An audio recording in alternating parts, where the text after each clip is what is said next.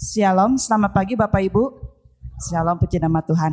Kita akan memulai ibadah kita pada pagi hari ini. Saya undang untuk bangkit berdiri, kita akan menaikkan pujian Bapa Engkau Sungguh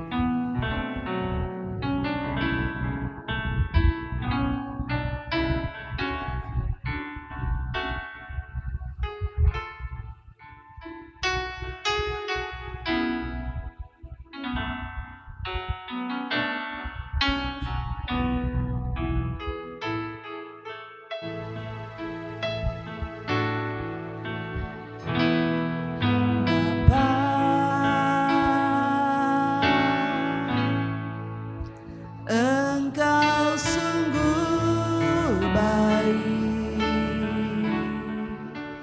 Kasih-Mu melimpah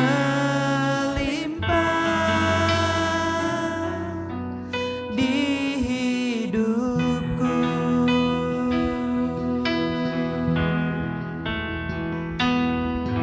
Bapa,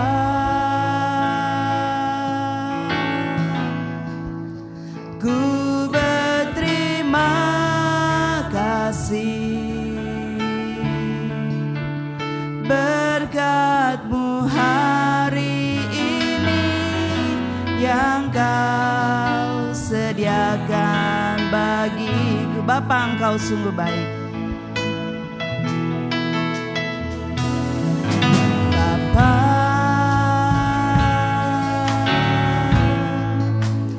Engkau sungguh baik. Kasih-Mu melimpah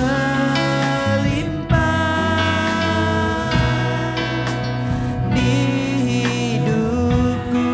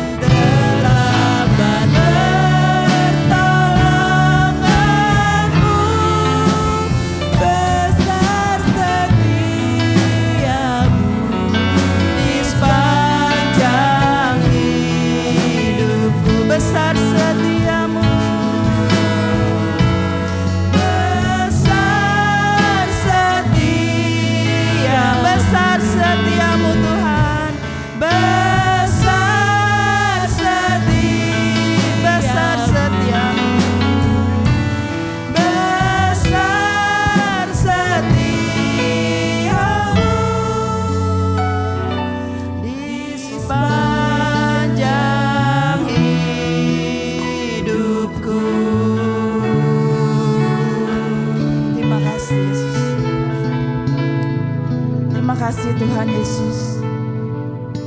Selamat pagi Tuhan. Terima kasih Tuhan, kalau kasih setia-Mu selalu baru bagi kami. Sungguh kami mengucap syukur Tuhan atas penyertaan-Mu yang sempurna bagi setiap kami. Hanya puji-pujian yang hanya kami berikan kepada Engkau Tuhan. Sebentar kami mau memuji dan membesarkan nama-Mu Bapa. Biarlah puji-pujian ini boleh menyenangkan hati-Mu Tuhan. Terlebih Tuhan, firman-Mu boleh menguatkan setiap iman kami, sehingga kami boleh pulang dengan tidak sia-sia Tuhan. Kami boleh pulang dengan sukacita yang daripada Engkau. Kami buka ibadah kami pada pagi hari ini hanya di dalam nama Tuhan Yesus. Haleluya. Amin. Siap untuk memuji nama Tuhan Bapak Ibu? Amin. Puji nama Tuhan. Kita akan naikkan pujian. Haleluya, aku memuji-Mu Tuhan.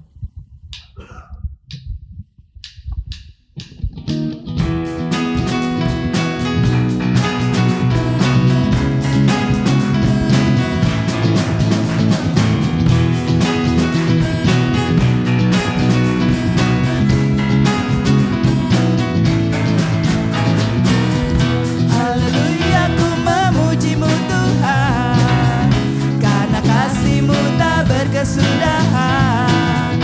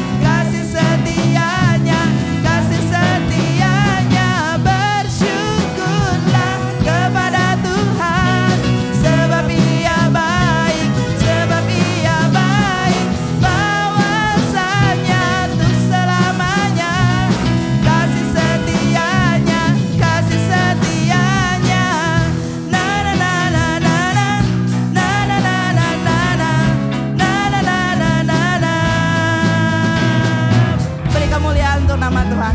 Sungguh Allah kita itu Allah yang baik. Rahmatnya selalu baru bagi kita semua. Amin, puji nama Tuhan. Mari Bapak Ibu, kita mau siapkan hati dan pikiran kita.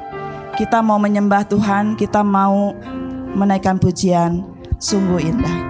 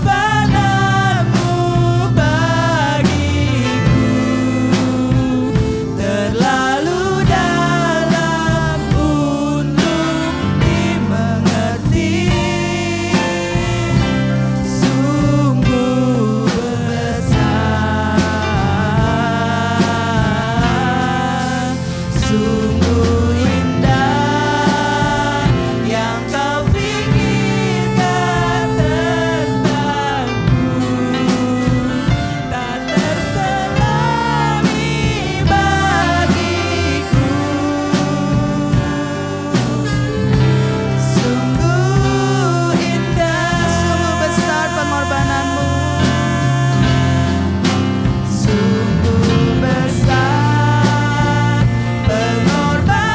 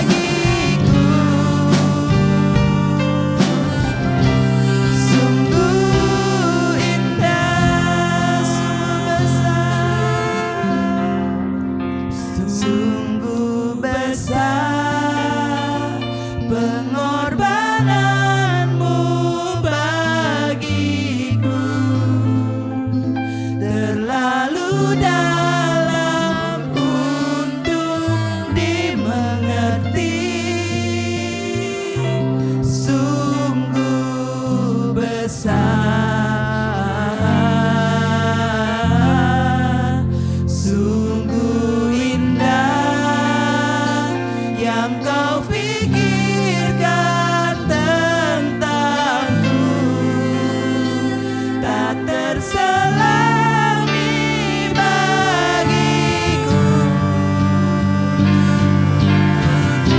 Sungguh indah,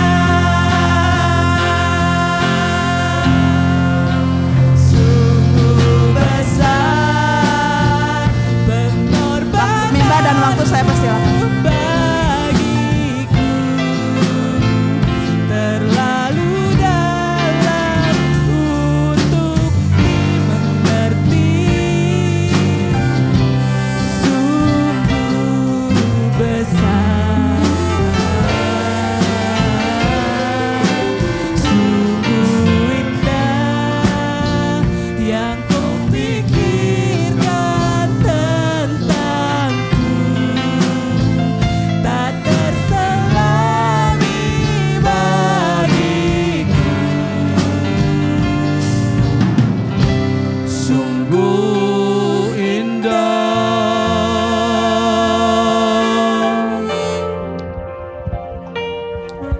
Tuhan Yesus, kami mengakui dengan segala kerendahan hati bahwa hal yang Kau perbuat bagi kami tidak pernah kami bisa pahami.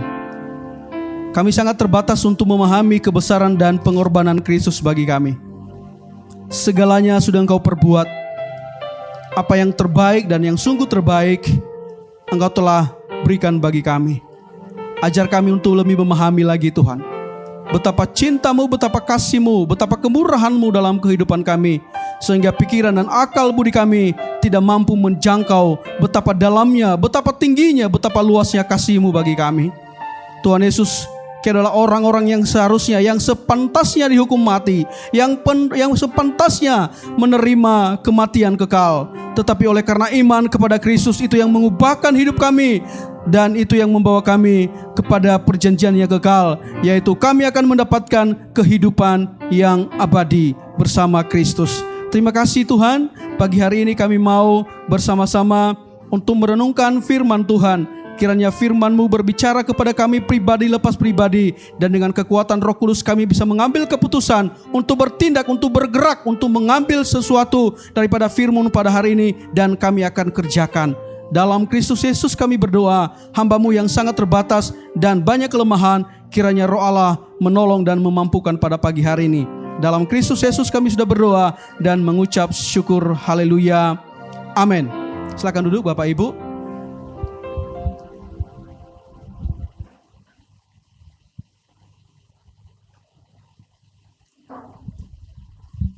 Mari kita buka Alkitab kita Bapak Ibu. Saya minta nanti Pak Herman untuk membacakannya kepada kita. Kita buka Alkitab kita dalam Filipi pasal 1 ayat 27 sampai ayatnya yang ke-30. Filipi pasal pertama ayat 27 sampai ayatnya yang ke-30. Hanya hendaklah hidupmu berpadanan dengan Injil Kristus, supaya apabila aku datang, aku melihat, dan apabila aku tidak datang, aku mendengar, bahwa kamu teguh berdiri dalam satu roh, dan sehati sejiwa berjuang untuk iman yang timbul dari berita Injil, dengan tiada digentarkan sedikit pun oleh lawanmu.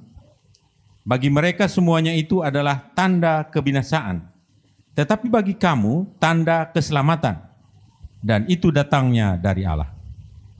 Sebab kepada kamu dikaruniakan bukan saja untuk percaya kepada Kristus, melainkan juga untuk menderita untuk Dia, dalam pergumulan yang sama seperti yang dahulu kamu lihat padaku, dan yang sekarang kamu dengar tentang aku. Amin.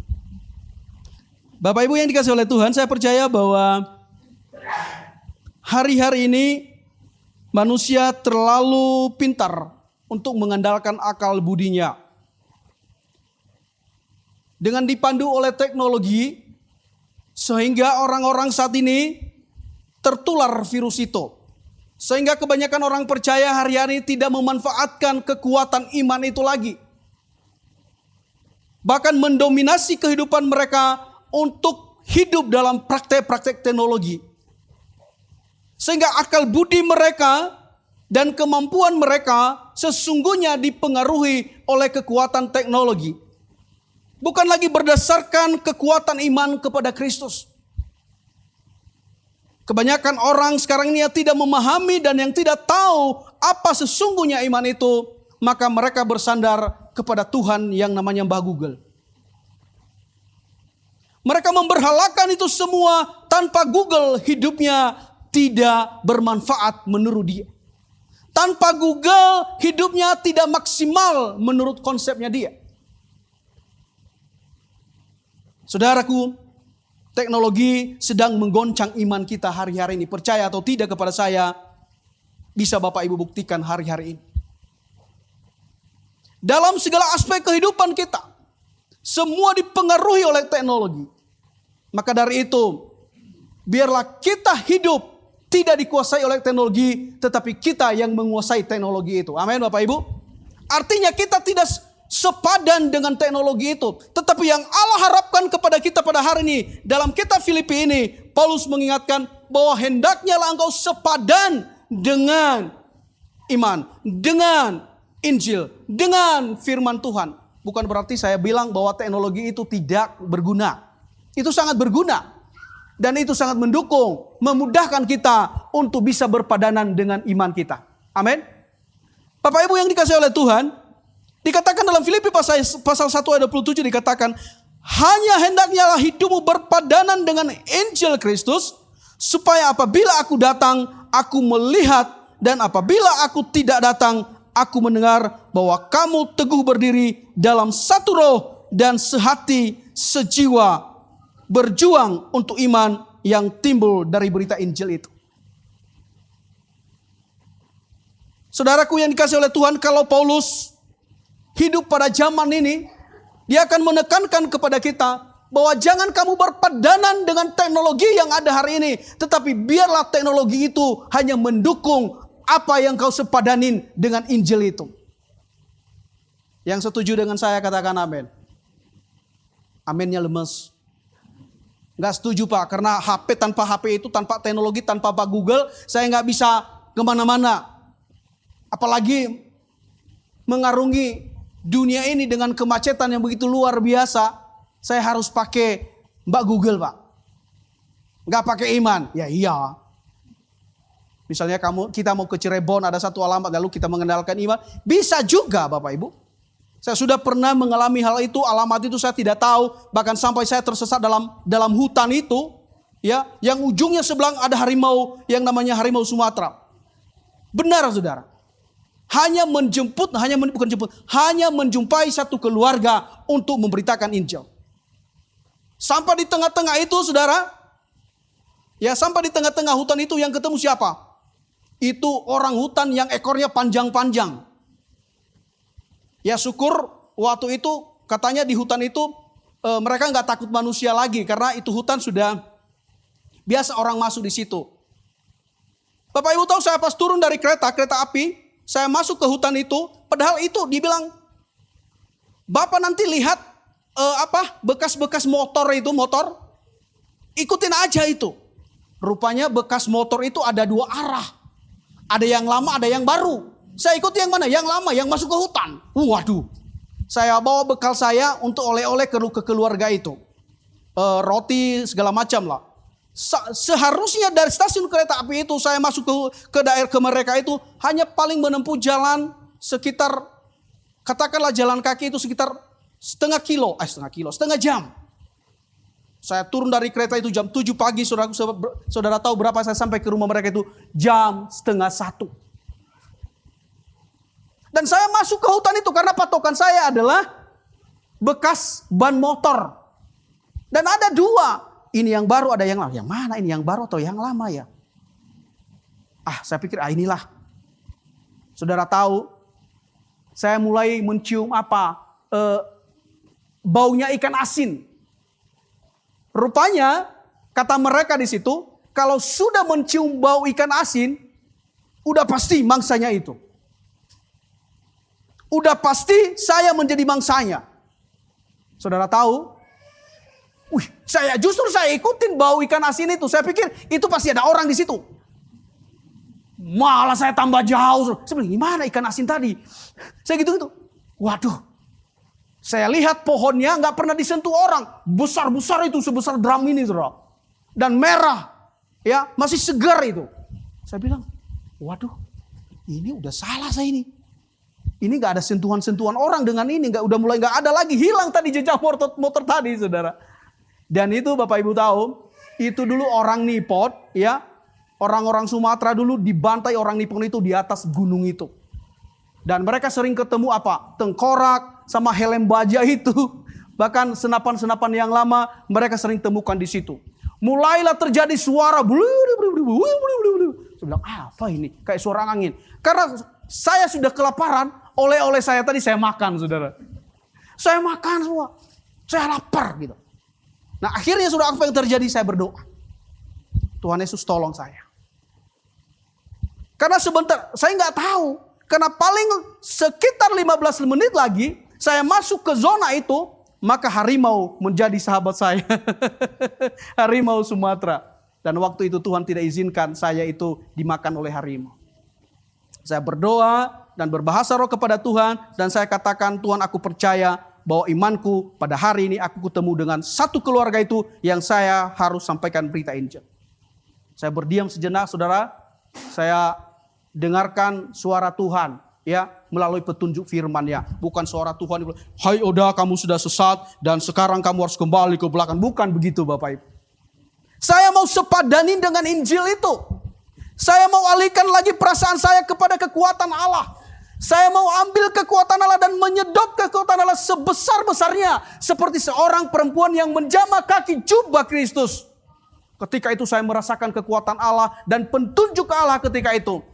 Jelas sekali Tuhan berkata, kamu harus kembali ke belakang 45 derajat.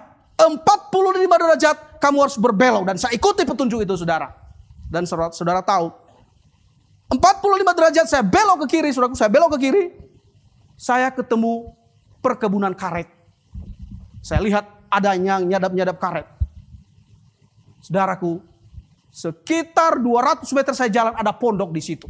Saya lihat karet-karet itu masih muda, masih segar disadap. Saya tungguin orang di situ. Saya lihat ada minuman mereka di situ, ada teko-teko itu. Ya, ada beberapa makanan di situ. Ya, saya nggak mau ambil, nanti saya dimarahi gitu kan. Saya tunggu aja mereka. Lalu tiba-tiba mereka datang, saudara. Lalu kami ngomong-ngomong. Bapak dari mana? Oh, saya dari ini, gini. Mau ketemu keluarga ini. Waduh, Bapak sudah jauh sekali ini jalannya ini. Ini berapa jam lagi saya harus jalan di sini? Ya paling sih Bapak nanti sampai sekitar ya setengah 1 jam 2 lah. Waduh, gimana itu? Singkat cerita Bapak Ibu, karena saya sepadan dengan Injil tadi, akhirnya saya ketemu dengan orang tersebut. Dan puji Tuhan, bulan depan anaknya akan datang ke Bandung, ya, untuk sekolah ke Bandung. Dan saya percaya, ya, benih Injil yang saya sampaikan beberapa tahun yang lalu tidak akan pernah mati benih Injil itu. Amin Bapak Ibu. Benih Injil yang saya beritakan ketika itu tidak pernah mati. Bahkan ketika itu ada opung-opung, ya. Ada oma-oma umur 75 tahun. Kemarin saya sudah ceritakan sama tante.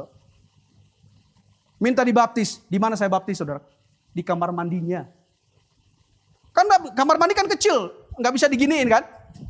Ya udah jongkok aja bu, jongkokin, udah. Dalam hati saya, otoritas saya apa ya? Pendeta belum gitu ya kan? Dalam hati saya percaya bahwa Tuhan mengurapi saya hari ini. Karena itu insiden. Ya, insiden. Ya saya nggak berani dong kalau saat ini disuruh saya baptis, nggak berani, saya harus lapor sama pimpinan dulu. Kayak kemarin ada juga insiden seperti itu, saya telepon si Tante Lina, gimana ini? Ya kalau hanya mendoakan silakan doakan, saya doakan. Saudara yang dikasih oleh Tuhan, saya mau ceritakan itu bahwa pikiran kita itu, ya, ketika kita sepadan dengan Injil, maka tanpa teknologi juga iman itu bermanfaat. Katakan amin Bapak Ibu. Dia akan mengerahkan kita, dia akan menunjukkan kekuatannya kepada kita. Dan kita tidak akan pernah dengan korban dengan zaman ini. Ketika kita sepadan dengan Injil Kristus dan kita betul-betul menghadirkan kekuatan iman itu dalam kehidupan kita. Bapak Ibu yang dikasihi oleh Tuhan, berpadanan di sini mengandung beberapa pengertian, yaitu berimbang. Sepadan dengan Injil Kristus itu ada keseimbangan. Ya. Ada keseimbangan dalam hidup ini. Jadi iman kita selalu aktif dalam kehidupan ini. Bukan hanya mengandalkan kemampuan kita untuk mengolah sesuatu, mengolah data, mengolah informasi. Tidak, saudaraku. Tetapi ada keseimbangan dalam hidup ini. Sehingga jalan kehidupan kita berkenan kepada Tuhan. Dan kita bisa tetap berdiri tegak. Kenapa? Karena ada keseimbangan. Betul? Saudara, kalau kita tidak memiliki keseimbangan, maka kita akan goyah. Coba kalau kita baru-baru sembuh, baru-baru dipulihkan. Beberapa hari yang lalu, beberapa minggu yang lalu, saya sakit, saudara. Ya, saya nggak tahu asam lambung saya naik. Jalan saya nggak seimbang. Saya bawa motor, kenapa ya motor goyang-goyang? Padahal bukan salah motornya, salah orangnya. Kenapa? Karena tidak ada keseimbangan. Setelah saya pulih, baru normal kembali. Saudaraku, sangat kita membutuhkan keseimbangan dalam hidup ini. Dalam pengaruh cakrawala teknologi hari-hari ini bisa menyesatkan kita, bahkan bisa membuat iman kita runtuh, saudara. Tidak ada keseimbangan sehingga kita bisa jatuh dan tergeletak, bisa, saudara.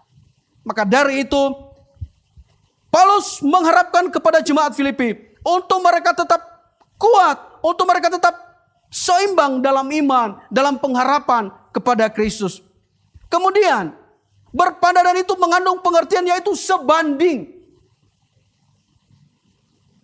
Ada perbandingan ya yang tidak berat sebelah. Dan yang intinya iman kepada Kristus itu tetap yang menjadi penguasa dalam kehidupan kita. Artinya dia yang tetap mengintervensi kehidupan kita. Iman itu yang mengolah pikiran kita, yang mengolah jiwa kita, yang mengolah hati kita. Sehingga gerakan kita dan tindakan kita tetap terkontrol. Bapak Ibu yang dikasihi oleh Tuhan, sebanding itu mempunyai kemampuan yang sama dengan yang namanya berimbang tadi, saudara. Kemudian ada hal yang menyesuaikan. Iman itu, saudaraku, mampu menata hidup kita. Memberikan penata layanan yang utuh dalam kehidupan kita. Sehingga pelayanan kita, kehidupan kita, perjalanan iman kita kepada Kristus tetap sesuai dengan apa yang diharapkan oleh Tuhan. Kemudian kita bermufakat dengan Injil itu, saudara. Ya. Yang menjadi sentral kita adalah Injil. Yang menjadi pedoman kita utama adalah Injil. Kompas hidup kita adalah Injil. Katakan bersama saya, kompas hidupku itu adalah Injil. Bukan Bang Google. Bapak Ibu yang dikasihi oleh Tuhan, iman berpadanan dengan Injil Kristus, harus kita bermufakat dengan Injil ini. Segala sesuatu tindak tanduk kita ini, kita harus kembalikan kepada Injil Tuhan. Karena Injil ini adalah kekuatan Allah. Katakan, Injil adalah kekuatan Allah. Jangan hanya sekedar kita baca, saudaraku. Tetapi kalau kita resapi, kalau kita renungkan dalam firman Tuhan ini, maka ini adalah kekuatan Allah bagi kita. Akhirnya saya ubah pola saya, saudaraku. Akhirnya saya coba puasa. Bukan karena ada KKR kemarin saya puasa, enggak. Memang saya mau puasa. Karena firman Tuhan berkata berpuasa itu bagus. Dan ada juga ilmu kedokteran, ada dokter-dokter itu yang berkata bahwa puasa itu bagus untuk mengeluarkan toksin-toksin dalam tubuh kita ini. Saya coba, saudara. Saya coba berpuasa. Dan puji Tuhan, pikiran saya fresh. Ya, badan saya juga mulai langsing begitu, Bapak Ibu. Ya, mulai langsing. Ya, nasi, kalau dulu nasi banyak-banyak begitu, ya sekarang saya kurangi. Ya, saya kurangi. Karena firman Tuhan berkata, taruhlah pisau di firman ini, saudaraku, itu sangat menjadi motivasi bagi kita dan menjadi pengontrol hidup kita kalau kita bermufakat dan sepakat dengan apa yang dia katakan. Lalu saya mulai ambil pisau, saya taruh dalam hati, dalam leher saya. artinya bukan pisau beneran, tetapi penyangkalan diri. Selalu saya ingat firman Tuhan, kalau ada makanan hidangan raja-raja, saya hindari, saya cuil-cuil saja. Atau ada dosen saya dulu, dia bilang begini, kalau rindu makan sate bersama dengan istri, saya bilang sama dia karena dia nggak ada uang, ya namanya si dosen, tetapi dosen teologi ya, uangnya ya sangat terbatas, royaltinya itu di bawah rata-rata. Lalu dia bilang sama istrinya, mau makan sate? Iya Pak, mau makan sate, udah kangen makan sate. Lalu oke, ambil nasimu. Kebetulan depan mereka itu ada yang jual sate. Ya, sate apa namanya? Sate Marangi ya. Nah, itu Marangi namanya. Ini di Jakarta Barat. Lalu mereka ambil nasi mereka. Lalu kok bawa nasi katanya. Ya udah ayo ikut saya aja. Lalu mereka duduk di depan mereka. Udah ya, kita mulai makan nasi ini dan hirup asap sate itu, nikmatilah sate itu katanya. Wah, si istrinya langsung pulang ke dalam lagi, saudara. Dia bilang, kamu bohongin kita, kamu kerjain kita, makan nasi dan hirup asap sate. Jadi menikmatilah sate asap. Kan luar biasa itu. Saudaraku yang dikasih oleh Tuhan, firman Tuhan itu, Injil itu sangat luar biasa kalau kita bermufakat tentang apa yang dia tuliskan kepada kita. Kita berembuk bagaimana bisa enggak ini? Setuju enggak Tuhan saya lakukan hari ini? Bukan seperti tadi saya tanya Tuhan dulu ya, lalu tunggu dengarkan suara dari sorga. Oh anakku Joseph, jangan dulu kamu menginjil karena hari-hari ini banyak orang yang masuk penjara. Lalu Yosef bilang, betul itu Tuhan, saya tidak mau injil, saya hanya berdoa saja lalu kurung diri dalam kamar, gak pergi kemana-mana. Saudaraku yang dikasih oleh Tuhan, kita harus bermufakat dengan Injil. Tuhan akan segarkan pikiran kita. Tuhan akan segarkan visi kita ketika kita bermufakat, berembuk dengan Injil itu. Maka dia akan menuntun kehidupan kita. Puji Tuhan saudaraku, kemarin ya acara kebaktian kebangunan rohani di GBY Siloam. Dan saya berterima kasih kepada Bapak Ibu Gembala yang sudah mensupport kami. Saya mau saksikan juga saudara bahwa kalau kita bermufakat dan seimbang sebanding menyesuaikan diri dengan Injil, maka apa yang mustahil bagi kita Tuhan akan lakukan. Saudara tahu gereja di Siloam itu umurnya masih bayi sekali, belum sampai 6 bulan begitu. Lalu teman-teman kaum muda di sana yang kami bina selama ini, mereka bilang, ayo om kita buat satu kegerakan lah seperti itu. Karena banyak anak-anak Cimahi itu yang mulai masuk kepada fase kehidupan yang yang tidak benar begitu ya. Lalu saya bilang gimana caranya? Ya udah kita buat begini. Lalu saya bilang oke lah, itu sekitar 1 bulan sebelum Paskah. Udah masuk bulan 4 itu, udah masuk bulan 4. Lalu saya bilang gimana ya kita mau lakukan ini? Dalam hati saya, ya udahlah Tuhan kita kerjakan aja apa yang kita sanggup begitu ya. Lalu saya bilang sama bendahara, berapa kas kita? Saudara tahu kasnya berapa? 45.000. 45.000 mengadakan KKR pakai apa gitu. Gedungnya aja udah berapa. Karena hotel itu nggak bisa kita pakai lagi kalau berlama-lama. Karena yang punya hotel bilang kalau berlama-lama Pak udah nggak bisa. Ya kasihan sama yang penghuni begitu. Apalagi kalau hari Sabtu itu banyak penghuni. Saya bilang Pak Ibu nggak apa-apa. Lalu kita pakai gedung TNI. Ya walaupun murah tetapi bagi kami 450.000 itu kan mahal. Dibanding dengan 45.000 berapa saudara? Berapa persen itu? Lalu mereka usul lagi. Untuk acaranya om, ada makan-makan. Wah, makan-makan. Terus kita harus ada telur lagi. Waduh, gimana ini? Saya bilang sama istri saya, gimana? Kita pakai dulu kas gereja. Ada berapa kas gereja? Saya bilang. Coba tanya sama bendahara. Diteleponlah bendahara. Berapa kas gereja? Sama 450.000. Saya bilang, wah luar biasa ini. Ada peningkatan sedikit. Angka-angkanya sama-sama. Tapi ada angkanya 0 beribadah 1. Ya, kita berdoa. Nah, kami berdoa Tuhan Yesus tolong. Ya, tahu yang namanya hamba Tuhan gajinya kan? 30 hari dalam sebulan plus dasi. Begitu ya, sama jas. Lalu saya bilang sama Tuhan, gak ada uang saya, gimana ini? Lalu saya lirik-lirik, gimana ada celengan mau gak? Ada yang? Gak ada katanya. Waduh, fodo ae. Akhirnya saudara saya bilang, Kita bertindak dalam iman. Kita nggak mungkin bilang sama anak-anak muda ini, oh, jangan dulu tahun depan. Kita nanti dijengkalin sama mereka. Wah, hamba Tuhan tidak punya iman. Hamba Tuhan tidak punya ini segala macam. Selagi mereka menyala, ayo kita nyalain lagi. Kita tambah bakar mereka. Ayo. Dia bilang, ayo kami mulai berdoa. Saudaraku, mereka kalkulasi semua budget berapa yang harus keluar. Sekian, bla bla bla. Wah, saya hitung-hitung. Waduh, repot ini.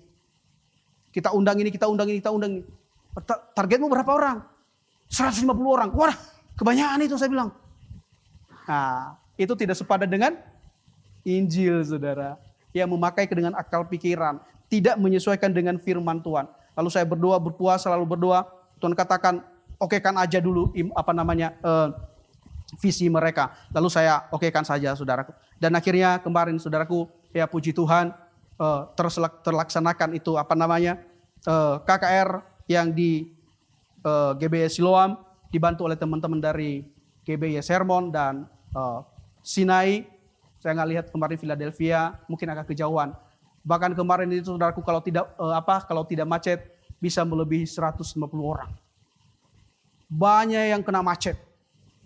Bahkan orang dari dari arah Cibiru sana, di atas Manglayang itu, ya jam 4 mereka sudah datang. Ya saya nggak undang, saudara. Saya nggak ngundang mereka. Mereka hanya lihat di status saya ada KKR. Mereka datang 4 orang. Dan yang saya bersyukur kepada Tuhan, setelah pulang semuanya, setelah selesai, ada beberapa orang yang jumpai saya. Mereka berkata, Pak, GBYS itu di mana? Itu mahasiswa Unjani.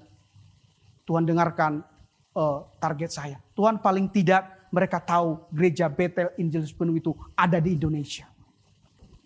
Nilai uang kita yang korbankan untuk pemberitaan Injil. Nilai uang kita yang kita sumbangkan untuk memberitakan Injil.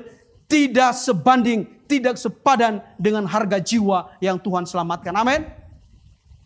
Kita mengadakan sesuatu event itu. Target kita ada, yaitu menyelamatkan jiwa. Amin, Bapak Ibu. Kemarin itu target saya rendah sekali. Saya bilang, Tuhan, paling tidak mereka kenal GBI itu seperti apa. Mereka kenal bahwa GBI itu punya youth. Mereka kenal itu GBI Sermon itu ada. Saudaraku, ada 4 orang yang jumpai saya kemarin. Setelah bubar semuanya satu persatu, mereka datang kembali, saudara. Mereka sudah tunggu di depan itu, mahasiswa Unjani itu. Saya berkata, Tuhan, terima kasih. Terima kasih, Tuhan.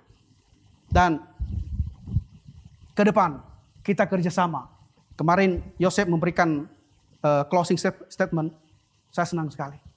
Kita kobarkan api untuk Jawa Barat, khusus kaum muda. Saya memang bukan basic saya untuk kaum muda di MD Jawa Barat ya, Tante ya. Tetapi ada roh saya untuk menyala buat kaum muda. Amin. Jujur, ini gereja kita dipenuhi dengan jiwa-jiwa yang katakanlah sudah generasi kalau istilahnya itu ya. Yang 50 itu kan ke atas itu apa? Baby boomer ya, Tante ya. Siapa yang menggantikan mereka? Kita orang-orang muda. Ya. Kita orang-orang muda yang akan menginjilin mereka. Kalau tidak ada berita Injil yang disampaikan, jantung gereja, nadi gereja berhenti. Sama kalau jantung kita berhenti, mati, saudaraku. Saya mau katakan, gereja tanpa penginjilan pasti mati. Gereja di Eropa sana, di Amerika, di Eropa sana, tinggal 4 orang. Bahkan gereja-gereja di sana banyak dijual. Kenapa? Karena tidak ada penginjilan dalam gereja tersebut. Mari hari ini kita kobarkan tentang penginjilan. Supaya nama Yesus didengarkan oleh orang. Didengungkan nama Yesus. Siang dan malam kita kobarkan nama Yesus. Setuju dengan saya kaum muda? Bapak Ibu yang dikasih oleh Tuhan, mari kita gerakan itu supaya nama Tuhan ditinggikan di gereja Bethel Injil Penuh. Saya rindu gerakan ini kita mulai dari GBI Siloam, Sinai, Philadelphia dan Hermon. Mari kita bersatu kaum mudanya untuk merampas orang-orang muda yang mau terhilang di sana. Amin. Apolos menanam, Paulus menyiram, tetapi Tuhan yang memberikan kehidupan.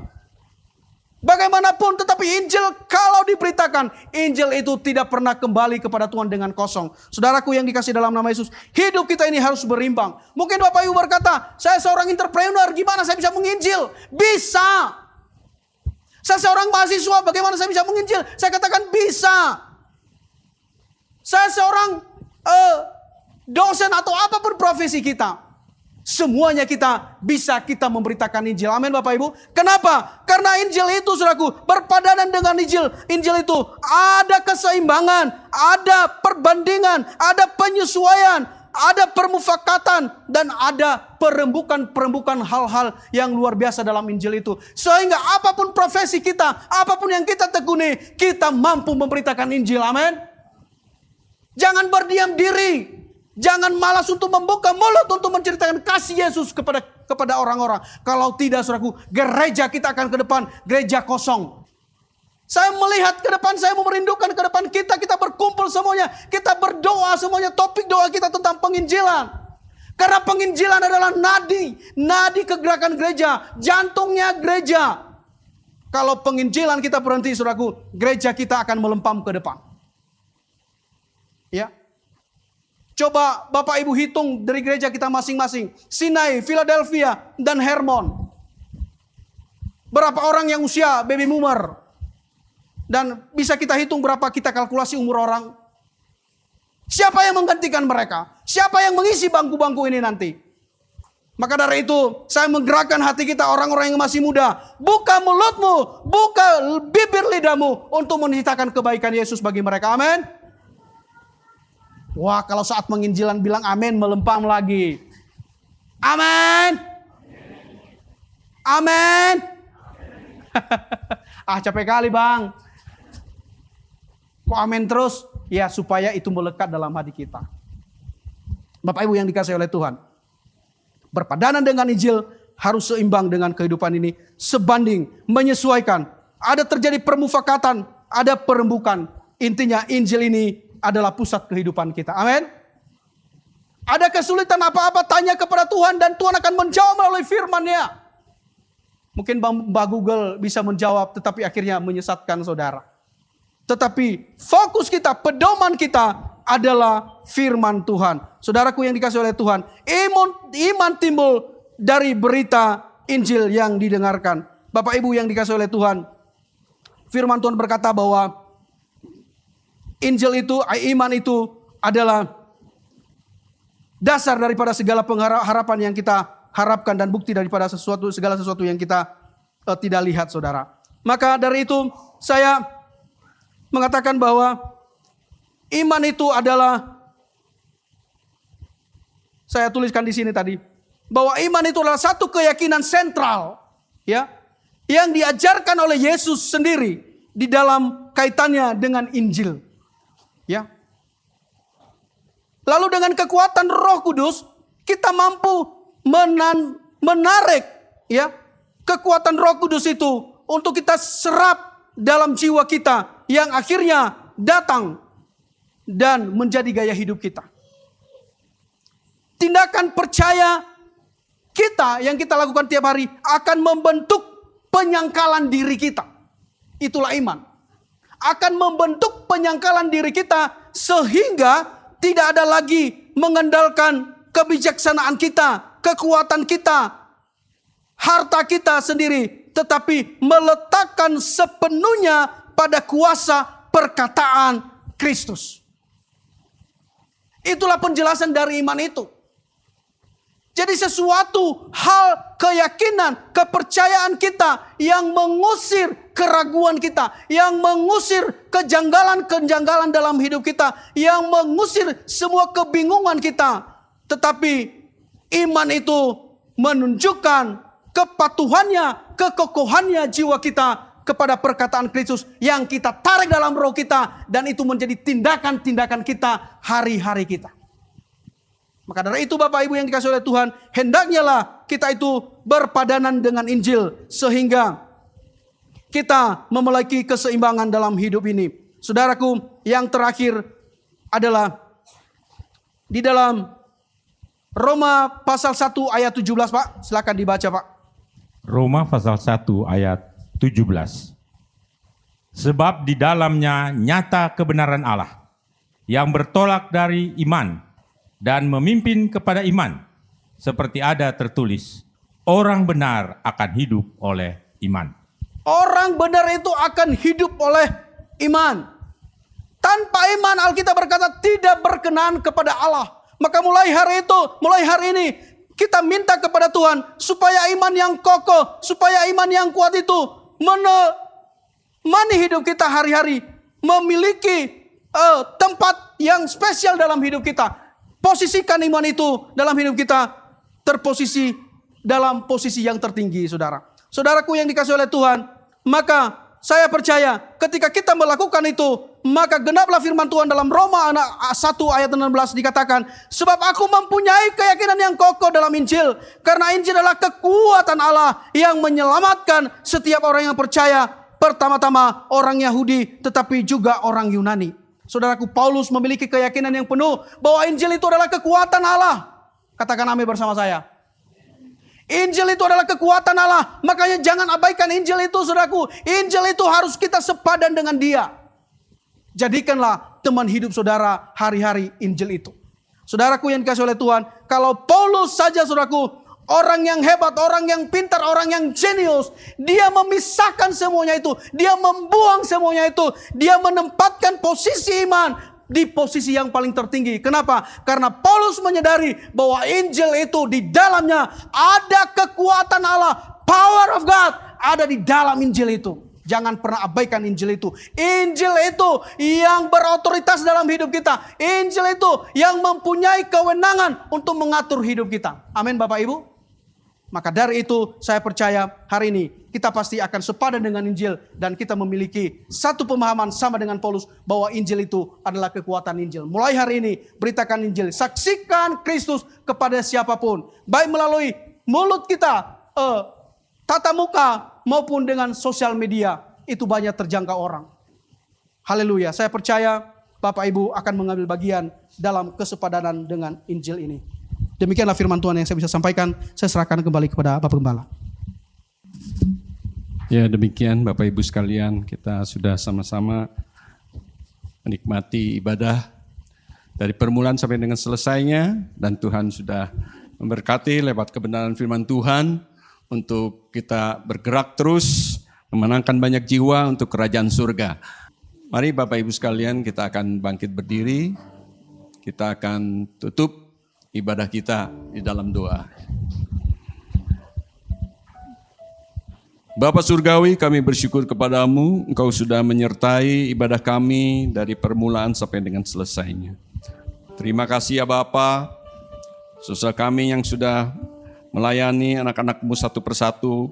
Tuhan, pakai mereka terus, terlebih juga pemberitaan firman Tuhan yang telah disampaikan oleh Bapak Odaligo, kiranya membangunkan kembali semangat api Pantekosta untuk kami bersama-sama ya Tuhan, berpadanan dengan Injil itu, di mana kami terus memberitakan kabar sukacita, memenangkan banyak jiwa bagi generasi baru ya Tuhan. Anak-anak kami ya Tuhan, anak-anak muda menggantikan generasi baby boomer, orang-orang yang sudah di atas 50 tahun ke atas. Bapak, kiranya Engkau sendiri yang menanamkan iman percaya kami kepadamu untuk kami terus berkobar, memenangkan banyak jiwa untuk kerajaan surga. Sehingga ya Tuhan, gereja GBIS boleh tetap berkobar ya Tuhan. Dan banyak jiwa, anak-anak muda boleh dimenangkan untuk kerajaan surga. Tuhan, kiranya Engkau saja menolong, memberikan kesehatan dan kekuatan bagi hamba-Mu, Bapak Odaligo, supaya ya Tuhan, diberikan tambah-tambah hikmat yang daripada-Mu, kesehatan dan kekuatan, sehingga boleh ya Tuhan terus melayani pekerjaan Tuhan, memenangkan banyak jiwa, anak-anak muda untuk boleh dimenangkan di daerah Cimahi, di sana ya Bapak. Terima kasih ya Tuhan, terima kasih ya Bapa. Kami juga berdoa untuk jemaat-Mu saat ini yang sakit, mungkin mereka tidak bisa hadir dalam ibadah. Engkau mengetahuinya, Engkau sendiri yang menjamah, memberikan kesembuhan dan pemulihan. Yang mempunyai masalah persoalan Tuhan, kiranya Tuhan sendiri yang membukakan jalan keluar. Kami berdoa untuk anak cucu kami yang studi yang sudah meniti karir juga. Tuhan berkati kehidupan mereka sehingga apa yang mereka kerjakan boleh berhasil karena pertolongan yang daripada Tuhan. Mungkin sekalipun kami ada di dalam kekurangan secara finansial, Tuhan Engkau Maha Tahu. Kiranya Engkau sendiri yang memberkati kehidupan anak-anak-Mu satu persatu. Terpuji nama-Mu ya Bapa. Kami juga berdoa untuk pemerintah baik di pusat maupun di daerah menghadapi situasi ya Tuhan pemilu 2024. Kiranya Engkau memberikan keamanan ya Tuhan, dan juga bagi Bapak Presiden Jokowi dapat mengatasi setiap masalah yang dihadapi di negara kami ini ya Bapak. Tuhan memberkati bangsa kami. Terima kasih ya Tuhan, terima kasih ya Bapak. Sebentar sidang Tuhan juga akan meninggalkan tempat ini untuk pulang. Tuhan kiranya Engkau menolong semua jemaat-Mu satu persatu, tibakan kami pada tujuan kami dengan selamat, dengan tidak kurang suatu apapun. Kiranya Tuhan yang telah menciptakan langit dan bumi memberkati Engkau dari Sion. Dadakanlah kedua tangan-Mu dan terimalah berkat daripada Allah Bapa, cinta kasih daripada Tuhan Yesus yang tak berkesudahan, beserta persekutuan yang manis dari Allah Roh Kudus akan menyertai kita semua mulai saat hari ini bahkan sampai selama-lamanya. Bagi yang percaya katakan bersama, amin. Ramai-ramai kita kerja buat Tuhan, ramai-ramai kita menangkan jiwa, dengan satu hati dan dengan sejiwa, hari ini dan sampai selamanya. Satu kali lagi, ramai-ramai kita kerja